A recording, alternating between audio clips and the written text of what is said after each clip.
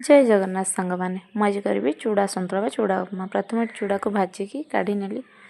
मो स्वामी को तो आसला दिन केवे चूड़ा खाइबार देखनी, किंतु एमती करदे से खुशी रे खाई दियंतु। तो ये मुझे जहाँ सब पकई भी रखी तो कड़े टे सोरिष तेल पकई गोटे कंचा लंका गोटे जीरा पकई फुटई नेली। तापर एबे मुझे काटी रखा पियाज को पकई टे भाजी नेली। तापर टे भृसंग पत्र पकईदेली, भृसंग पत्र पियाज को पुणी भाजी नेली। ये टे बादाम पकईदेली और टे किसमिश और अल्प टे काजू पकईदेली।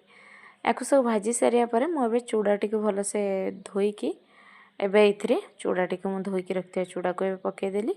आपको आवश्यक अनुसार लुण देवे। आपने जदि मीठा खाଇବା पसंद तो ये चीनी दे पारे। ये तो आपको एमती भलरे आम गोलई नवा। 2 मिनिट गोलैला भितर आमर हो चूड़ाटा आम भाजी देते। एबे ये लेंबू चिपुड़ी दवा। तो मो स्वामी को लेंबू पड़े भल लगे तो मुझे लेंबू चिपुड़ी गोलैदेली। तापर ये बाढ़ीदेली आमर चूड़ा सन्तुला बा चूड़ा उपमा। किंतु ये मत जेहेतु मीठा खाଇବା पसंद तो मुझे जिते करे खायापाई और मु मीठा पकईकी करे। देखंतु मो उपमाटी केमती देखा जाउची।